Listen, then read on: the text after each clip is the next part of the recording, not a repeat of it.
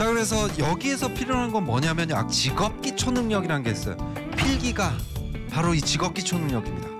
그 다음에 직무 수행에 필요한 지식, 기술, 태도, 여기에다가 최소한의 자격을 요구하는 게 이번에 블라인드 채용의 핵심입니다.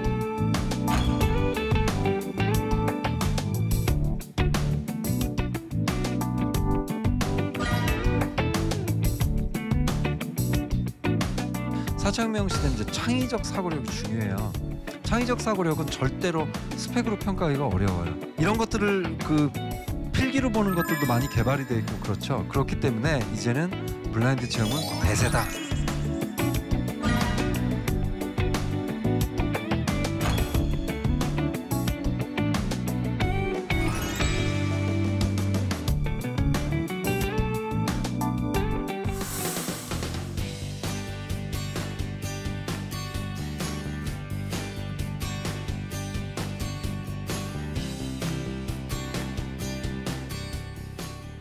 안녕하세요. 네, 반갑습니다. 네. 저는 오늘 블라인드 채용에 대해서 말씀을 드릴 김세준이라고 합니다. 반갑습니다. 네. 네. 자, 일단 블라인드 채용이란 건 말 그대로 다 가리는 거예요. 여러분들의 스펙상, 특히 편견을 일으킬 수 있는 스펙상, 이런 거를 다 가리는 겁니다.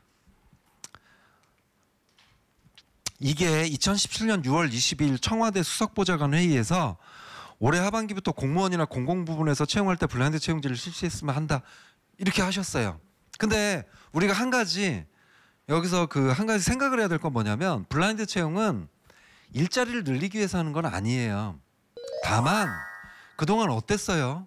누구나 공기업 이런 데 꿈을 꿀 수 있죠, 그죠? 우리 부모님 너무 고생을 하셔서 나는 안정적인 일자리를 얻어서 이렇게 효도 한번 하고 싶다. 실제로 공기업에 합격을 하면 부모님들이 굉장히 기뻐하실 거예요. 아마 동네에 플랜카드 붙일지도 몰라요. 무슨 최시댁 큰따님께서 공기업 합격했다, 뭐 이럴지도 모르는데요. 그만큼 정말 안정적이고 좋은 회사거든요.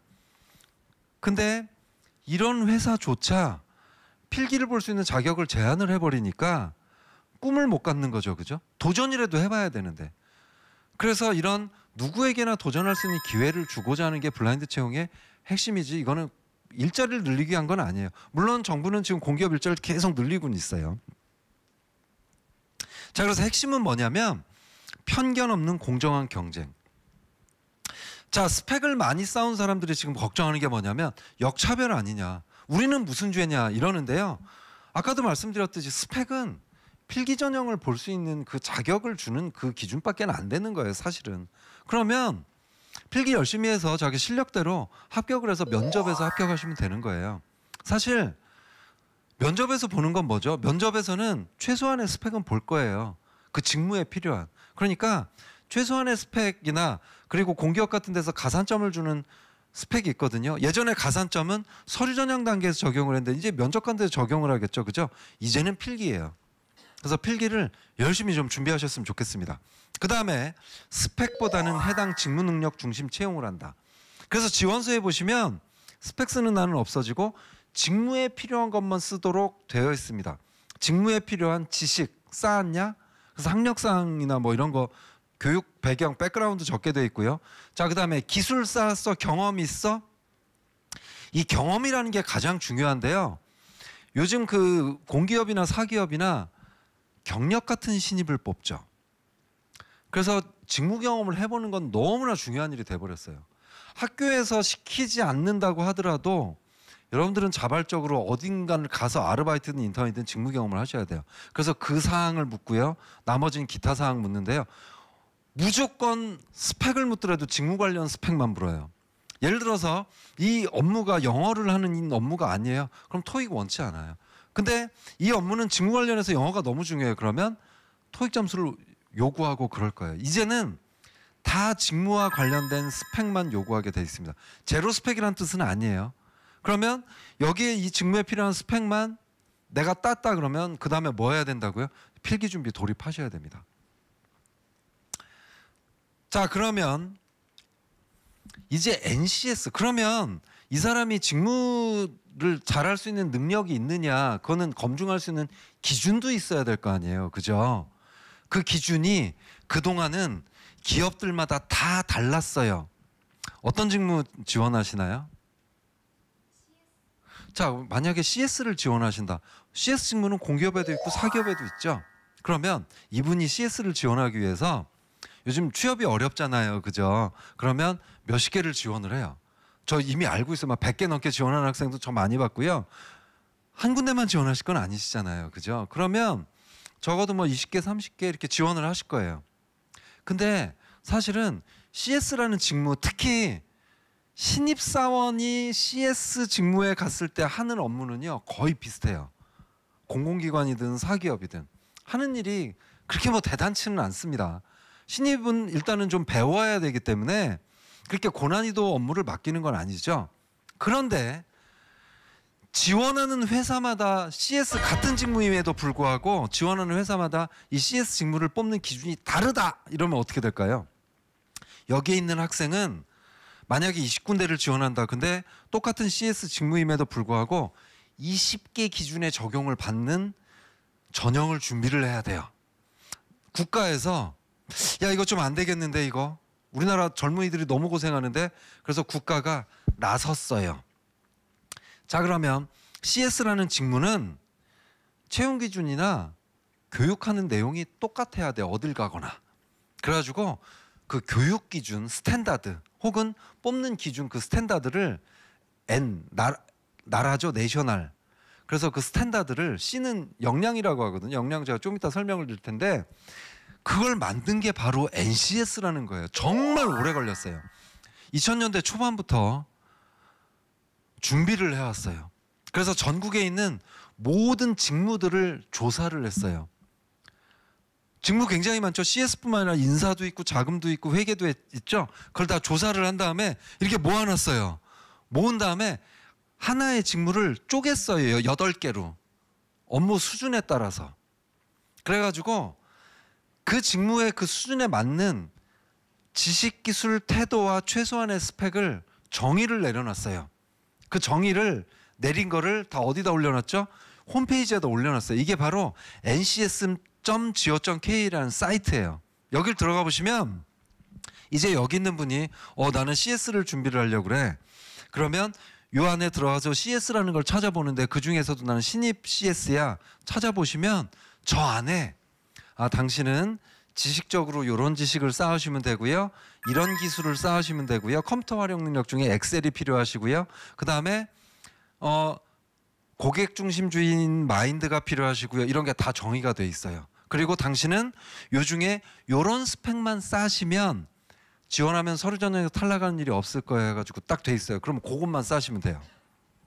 이렇게 해서 2000년대 초반부터 2014년까지 이런 작업이 쭉 돼 왔어요. 그러다가 2015년 전 대통령께서 2015년 신년사에 발표했죠. 자 이제 능력 중심 사회로 간다. 그래가지고 NCS를 전국 방방곡곡에 퍼뜨리겠다. 막 몰아쳐 나가겠다. 이런 강한 표현까지 썼고요. 그러면서 2015년 초에 홈페이지에 이런 것들이 다 올라왔어요. 자 그러면 이런 채용 기준을 정부에서 만들었잖아요. 채용 기준이 만들어졌다 그러면 학교에다 이 기준 그대로 요구를 했어요. 자 기업에서 이 기준으로 사람을 뽑을 거니까 학원이나 학교는 다 이 기준대로 사람을 교육시키세요. 이게 어디에 적용됐어요? 일반 학원, 그 다음에 특성화고 같은 곳 혹은 전문대 이런 곳에서 지금 정부에서 말한 저 기준대로 모든 교과목이 지금 변경돼 버렸죠. 그죠? 그래서 그 NCS가 걸어온 길을 제가 이렇게 정리해 놨습니다. 요거는 넘어가도록 하겠습니다. 여기 이렇게 돼 있죠. 모든 공기업 의무 도입. 지방 공기업도 의무적으로 도입되게 돼 있습니다. 아시겠죠? 네. 자 그래서 여기에서 필요한 건 뭐냐면요. 아까도 말씀드렸듯이 직업기초 능력이라는 게 있어요. 필기가 바로 이 직업기초 능력입니다. 그 다음에 직무 수행에 필요한 지식, 기술, 태도 요거는 홈페이지에 정의되어 있다고 제가 말씀드렸죠. 여기에다가 최소한의 자격을 요구하는 게 이번에 블라인드 채용의 핵심입니다. NCS의 핵심이고 자 그러면 이제 상반기 채용 공고를 한번 볼게요. 자, 철도공사. 이번에 철도공사도 하반기에 지금 필기시험 봤습니다. 자, 상반기부터 벌써 이랬죠. 예전에는 어땠냐면 예전에는 서류 전형에서 6배수만 남겨놨어요. 제가 아까 말씀드렸죠. 그래서 남은 6배수가 필기를 봤는데요. 2배수가 그래서 면접으로 갔는데 이번에는 적격 자격이 배수가 없고 필기시험에서 면접만 2배수 남겨놓게 되어 있는 게 바로 블라인드 채용의 핵심입니다. 이제는 사진까지 못 붙이게 돼 있죠. 그죠? 그래서 기존에는 이렇게 했는데 이제는 적격 자격에서 필기시험에서만 2배수만 남겨놓고 면접에서 이렇게 시험을 보죠. 그죠? 근데 이 필기가 하루에 지금 다 치러진다고 보시면 됩니다. 그러면 제가 아까 말씀드렸죠. 이제 필기가 중요해졌죠. 그럼 필기시험 준비를 어떻게 해야 돼요? 자, 이제 필기 때문에 많은 사람들이 지금 힘들어하고 있어요.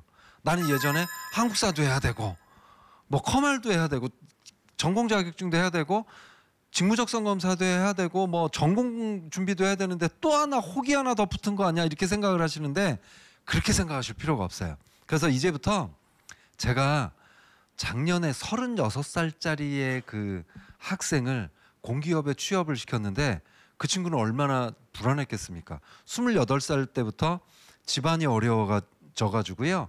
취업 준비를 한 게 아니라 집안 부모님께서 하시던 일을 물려받아서 동생은 임용고시를 준비해서 자기가 오빠니까 너는 아무 걱정하지 말고 임용고시 준비해. 그러고 자기가 생계를 책임지기 시작을 했어요.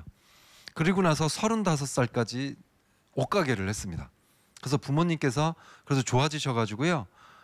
이제 너 취업해도 되겠다. 이제 이래가지고 36살 때부터 취업 준비를 했었는데 사기업을 지원할 때마다 다 떨어졌어요. 그래서 얼마나 그 여러분들이 쓰는 말로 멘붕이 됐겠습니까? 그 상황에서 저한테 상담을 받으러 왔었어요.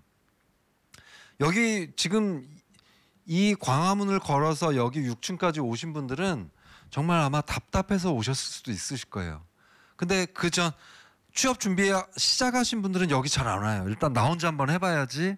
그러다 이제 잘 안 되면 답답한 마음에 뭐 타로점도 보러 가고 사주 카페도 가고 저는 그런 걸 보다가 그래도 안 되면 학교에 있는 경력개발센터나 이런 데서 청년희망 재단하는 데서 오기 시작을 하더라고요. 아마 여기 깨지고 오신 분들 많으실 거예요. 그 친구도 그랬어요. 그 친구가 처음부터 사기업을 쓰기 전에 저한테 왔으면 사기업 쓰는 시간을 아마 줄이지 않았을까 싶습니다.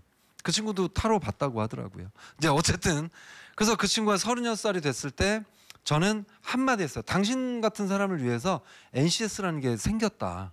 이건 스펙을 보지 않고 당신의 어떤 기본적인 그런 것만 보기 때문에 NCS를 준비하자 제가 그랬어요. 근데 작년 같은 경우는 NCS가 의무화되어 있지 않기 때문에 NCS를 보는 곳만 지원을 시켰어요. 안 그러면 직업기초능력 이외에 다른 걸 또 공부해야 되는데 시간이 없잖아요. 그래서 NCS 직업기초능력 보는 데만 해서 마사회하고 메트로라고 아시죠?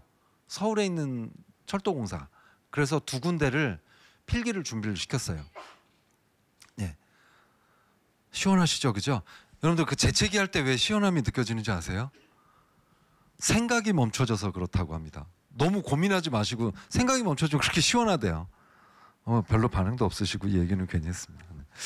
자, 그래서 이 학생이 이제 시작을 해야 돼요. 지원하니까 필기 보러 오래요. 이게 NCS 방식이거든요. 처음에는 되게 좋아했어요. 그래서 좋아할 일이 아니다. 여기는 NCS 도입을 해가지고 다 오게 했다. 그러면 만약에 지원을 하고 나면 필기 보러 오라는 날까지 보통 5일에서 6일, 길게는 10일 정도 남게 돼요. 이 친구는 그 안에 필기를 준비했어야 했어요. 그전에는 옷가게를 하고 막 이랬기 때문에 여러분들도 아마 그런 상황이 될 거예요. 그래서 저는 필기가 굉장히 중요하기 때문에 당부드리고 싶은 말씀이 있어요. 그냥 내가 꼭 가고 싶어하는 회사만 준비를 다 해놨다가 준비가 다 됐을 때 어디 지원해가지고 가지 마시고요. 준비 안 됐다고 하더라도요. 지원해서 고사장 가보셨으면 좋겠어요.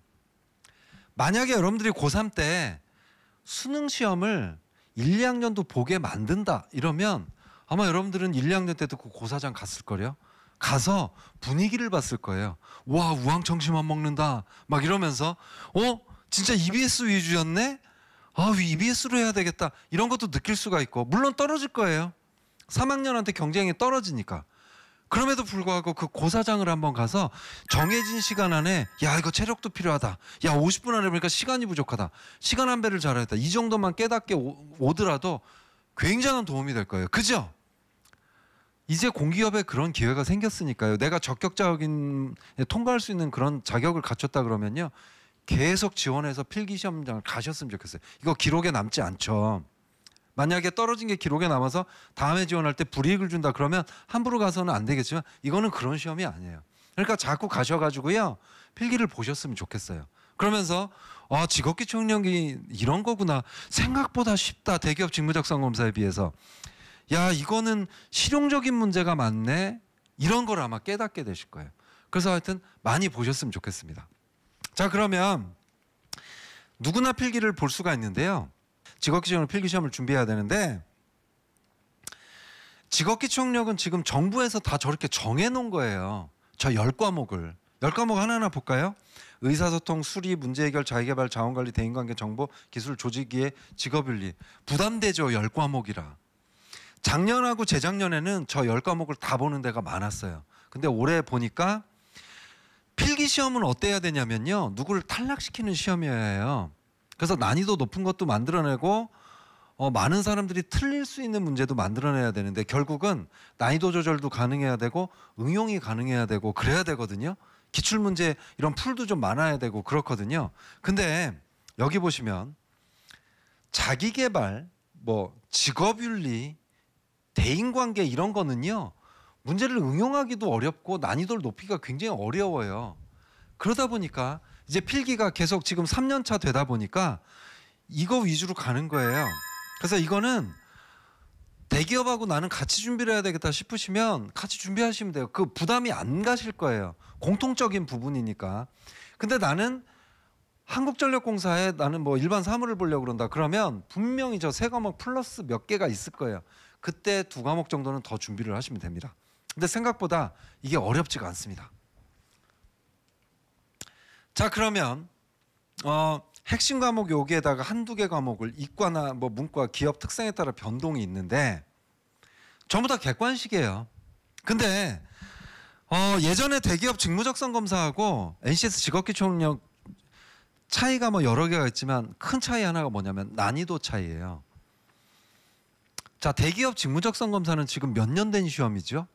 15년이 넘는 시험이라 난이도가 굉장히 높아져 있어요.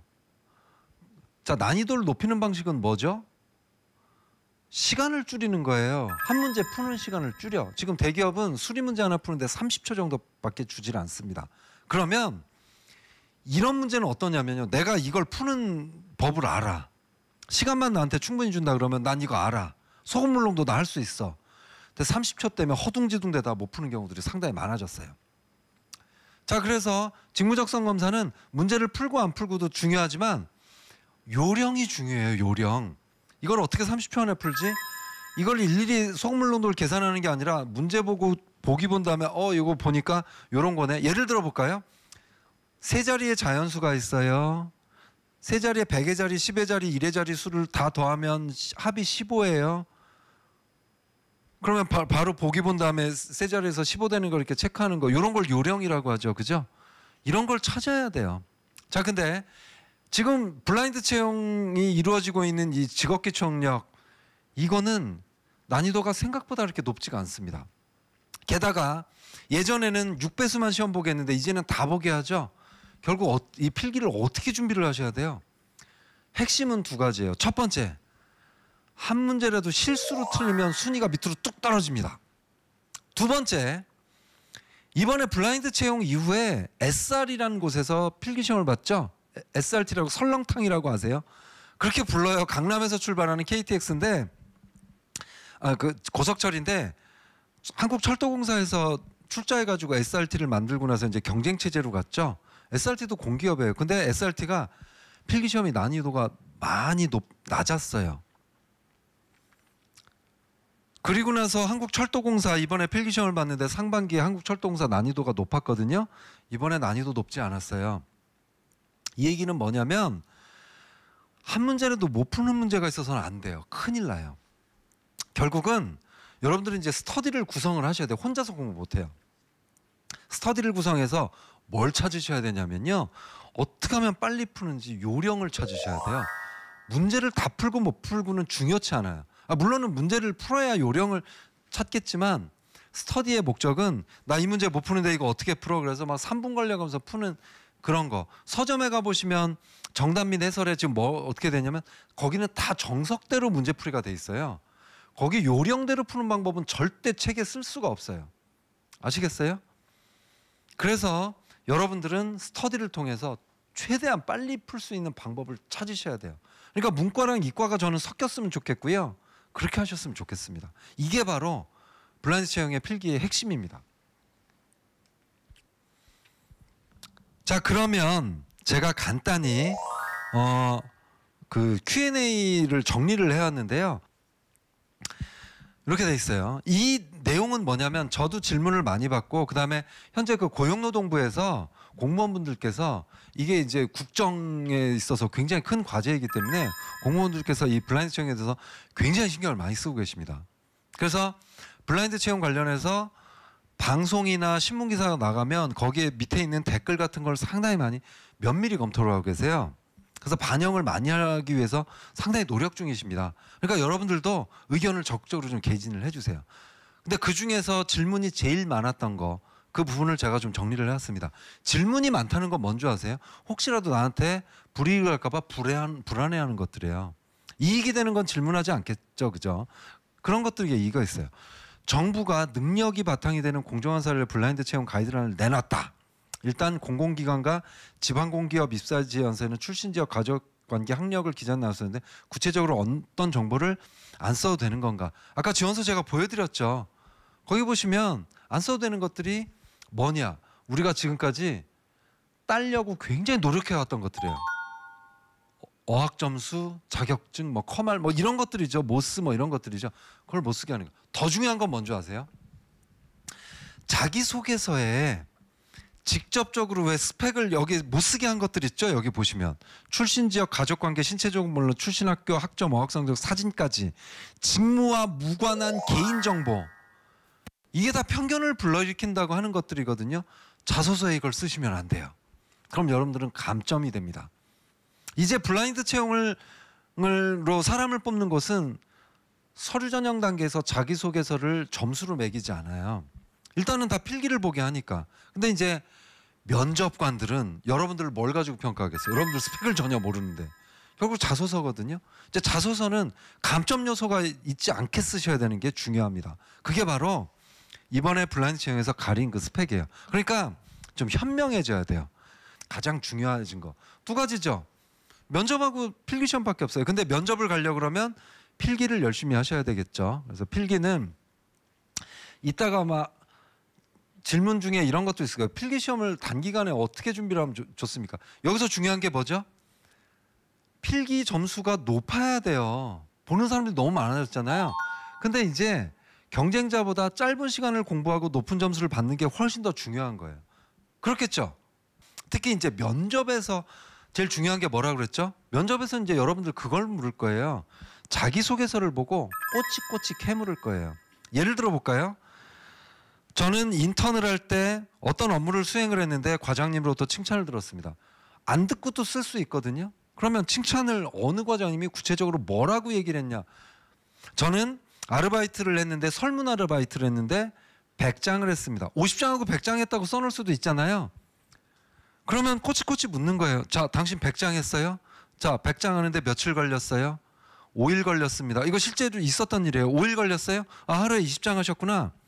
자, 그러면 하루에 20장 하시는데 몇 시간 걸렸어요? 1시간 했습니다. 아, 1시간 했어요? 몇 시부터 몇 시 사이에 하셨어요? 예, 저는 아침 8시부터 9시 사이에 했습니다. 어디서 하셨어요? 예, 학교 정문에서 했습니다.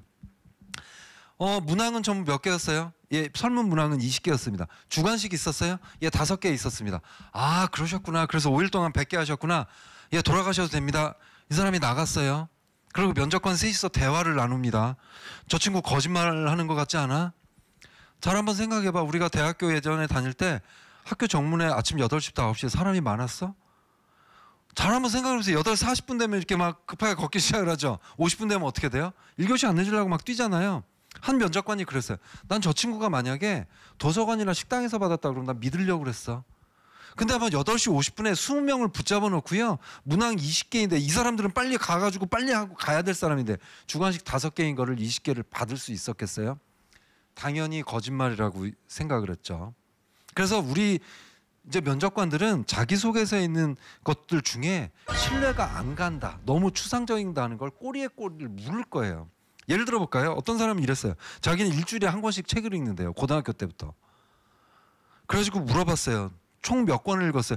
여러분들 고등학교 때부터 대학교 4학년까지 매주 한 권씩을 읽었다고 생각을 해보세요. 평생 몇 권을 읽었을 것 같아요? 그래가지고 물어봤어요. 이거 안 물어볼 줄 알고 썼나 봐. 몇 권 읽었어요? 그랬더니 70권 정도 읽었대요. 이거 말이 됩니까?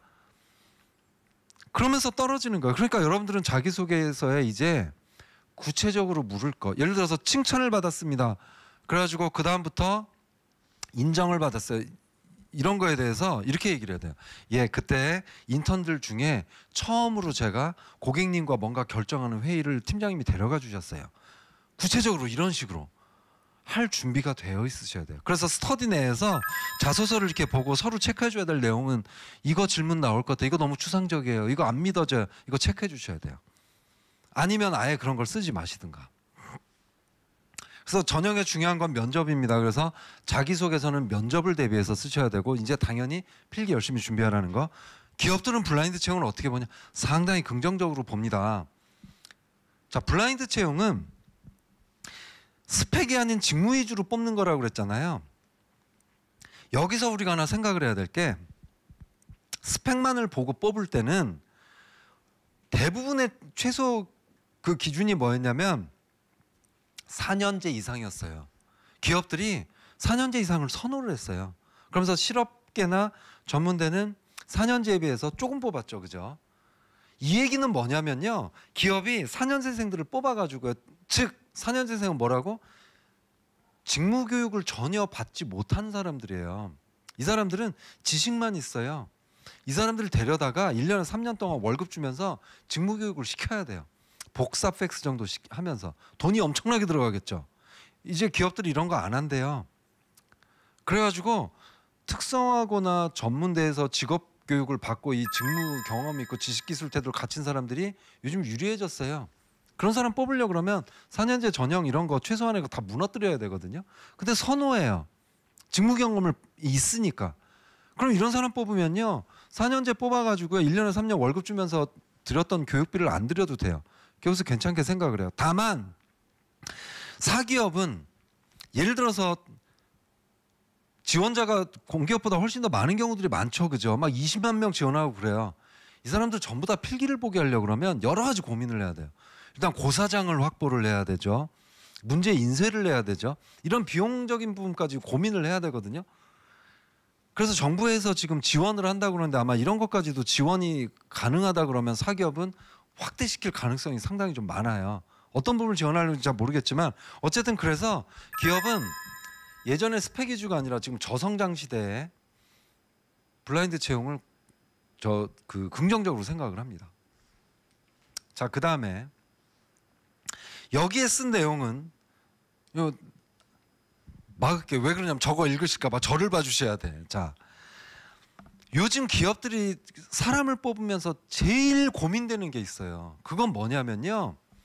채용 실패라는 거거든요. 뭐라고요? 채용 실패. 우리는 취업에 실패하죠. 그죠? 기업에서는 채용에 실패합니다. 이게 뭐냐면 두 가지가 있어요. 첫 번째는 최종 합격을 통보를 했어요. 당신 최종 합격이에요. 최종 합격이에요. 기분 어떨 것 같아요? 최종 합격. 뭐 어느 원하는 회사 CS 축하드려요. 막 이런 거 막 문자로 날리고 막 편지로 날리고 그러잖아요. 그럼 막 만세 부르고 고기 사 먹으러 가고 그러잖아요. 근데 이 중에 30%가 입사를 안 해요. 대기업이. 30%나. 면접 와서 뭐라 그러는 줄 알아요? 뼈를 묻겠습니다. 이래요. 자소서에 청춘을 바치겠다 그러고. 그래서 우리는 저 사람은 우리 회사에 뼈를 묻겠다 그러는데 뽑아줘야 되지 않겠어? 그래서 뽑았더니 안 와. 입사를 안 해요. 그래가지고 저건 무슨 현상이지? 그 다음에 두 번째. 입사는 하는데 1년도 안 돼서 그만둬요. 그게 대기업 같은 경우는 30% 40% 되거든요. 이러니 중소기업 중견기업은 어떻겠어요? 특히 요즘 공기업도 고민이 많은 게 지방으로 많이 이전을 했죠. 그래서 인턴 먼저 채용을 해보고 그래도 버틴다. 여러분들 국립공원관리공단 하면 근무처가 어디게요? 그렇죠. 네, 계룡산 뭐 이런 곳이죠. 저 사람이 과연 이런 데 버틸 수 있을까? 한국수력원자력, 울진 이런 데 가가지고요. 시내 직장이에요. 근데 울진 이렇게 바다 맨날 보면서 저 불가사리 있고 뭐 이런 거. 한국전력공사 최고의 공기업 중에 연봉도 세죠. 나주에 있어요. 거기 배 맛있습니다. 자, 근데 이 젊은 사람들이 지방 외 지역을 많이 그 인재를 할당하려고 그러면 굉장히 그런 이유가 있어요. 지방에 있는 친구들도 서울에서 취업하고 싶어해요. 그러니까 공기업이 자꾸 뭐 한국관광공사 이런 데는 원주로 가고 이러다 보니까 그 지역에서 근무할 사람들은 그 지역에서 오랫동안 살았다, 연고가 있다 이런 사람들 뽑을 수밖에 없어요, 현실적으로. 근데 이 30% 안 차는 경우가 상당히 많아요. 그러니까 나는 인서울에 있는데 이거 역차별 아니야? 걱정하실 필요가 없어요. 그래서 지금 특히 지방에 있거나 이런 곳들 포함해서 요즘 세대들이 1년도 안 돼서 못 버틴다. 이게 지금 굉장히 고민이에요. 그래가지고 기업에서는 면접관들한테 페널티를 적용을 하죠. 당신이 뽑은 사람이 입사를 안 했거나 1년도 안 돼서 그만뒀다 이러면 어떡하죠? 당신의 인사평가 점수에서 깎겠어요. 우리 학점을 깎는 거랑 똑같은 거예요. 내가 막 열심히 3.8 만들어놨더니 면접 잘못했다고 날 3.2로 깎아버리는 거예요. 굉장히 억울하겠죠. 그래서 지금 기업들은 이 두 가지를 놓고 상당히 많이 고민을 하고 있어요. 자, 이런 일이 왜 발생했어요? 저희 때 아까 제가 처음에 말씀드렸을 때 일자리가 많을 때는요. 여러 개를 지원할 필요가 없었어요. 그냥 교수님한테 추천 원서 하나를 받아가지고 지원을 해서 합격하면 거길 가고 그랬거든요. 근데 지금은 취업이 어려우니까 여러분들 몇십 개를 써야 되잖아요. 이제 채용 담당자들은 알게 된 거예요. 아, 동시 합격자도 굉장히 많구나. 이 친구가 우리 회사에만 와서 뼈를 묻겠다고 하는 게 아니구나. 그래서 스펙만 보고는 이 사람이 끈기가 있는지 최소 1년은 버틸, 인생에서 자기가 좋아가지고 1년 이상 오랫동안 한 게 있는지 이걸 봐야 돼요. 그래서 서류 전형에 자소서를 보거나 면접에서 경험을 보거나 이런 게 굉장히 많아졌죠. 그죠? 그래서 자기소개서 안에 이런 게 있는 사람들이 많이 합격을 하더라고. 내가 뭐 고등학교 1학년 때 성적이 떨어져서 성적이 떨어진 이유를 분석을 해보니까 체력이 떨어진 것 같더라. 그래서 그때부터 내가 달리기를 시작을 했는데 이 친구가 대학교 졸업 전까지 마라톤 완주할 때까지 계속 뛴 거예요. 근데 이걸 혼자 한 게 아니야. 동호회나 여러 사람들이랑 같이 했어. 그러니까 기업에서는 이 친구는 조직 적성도 있을 뿐만 아니라 훈련이 됐을 뿐만 아니라 오랫동안 달리기를 저렇게 한 번 시작한 걸 그것도 자기가 좋아서 시작한 걸 했으면 정도로 하면 1년 안에 그만두는 거 걱정 안 해도 되겠다. 뭐 이렇게 생각을 하는 거죠. 그죠? 그래서 이런 것들을 찾아야 돼요. 그래서 서류 전형에 자기소개서 반영 비율도 높아지고 사기업 같은 경우는 지금 그렇게 되고 있어요. 그러다 보니까 기업들이 한날 한시에 직무적성검사 보고 이런 경우도 생기죠. 분명히 이 사람은 두 군데를 우리 다 지원을 할 것 같아.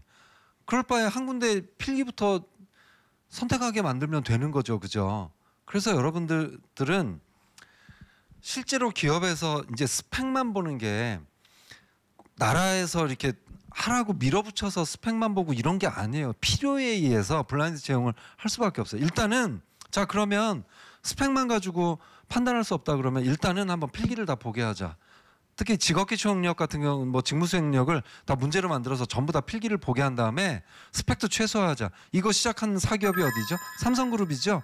학점 3.0 이상의 뭐 스피킹, 토익 스피킹 레벨 5나 6 이상이면 누구나 필기를 보게 하고 다 이런 방식으로 지금까지 흘러오다가 이제 공기업은 완전 전면적으로 실시한 게 블라인드 채용입니다. 그렇기 때문에 이 블라인드 채용은 역차별 문제도 아니고요. 시대의 흐름이라고 보시면 돼요. 그리고 기업이 필요로 해서 하는 거예요. 특히 4차 혁명 시대에는 이 저희 같은 꼰대들이 만들어 놓은 시대는 2차 혁명 시대죠. 2차 혁명 시대는 전부 다 논리적 사고력이 중요했다 그러면 4차 혁명 시대는 이제 창의적 사고력이 중요해요. 창의적 사고력은 절대로 스펙으로 평가하기가 어려워요. 그러니까 창의 면접이나 이런 걸 만들어야 되거든요. 창의성을 테스트를 해보고 그래야 되거든요. 그래서 문제 해결 능력이랑 과목에 보면 창의적 사고력이라는 게 있죠. 그죠? 그래서 창의 면접도 이제 사기업에서 시작됐지만 이제 공기업까지 늘고 있죠. 이런 역량까지 다 보려고 그러면 스펙만 가지고는 절대 될 수가 없어요.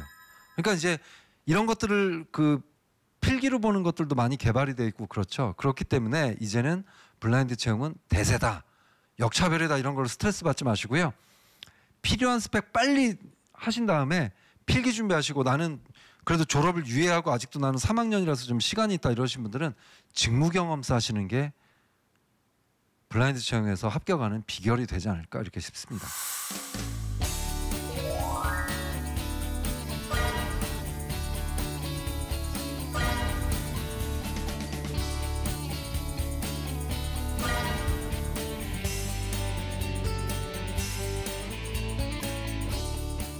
일단 여기까지 강의는 마치도록 하고, 들어주시느라고 수고하셨습니다. 마치겠습니다. 감사합니다.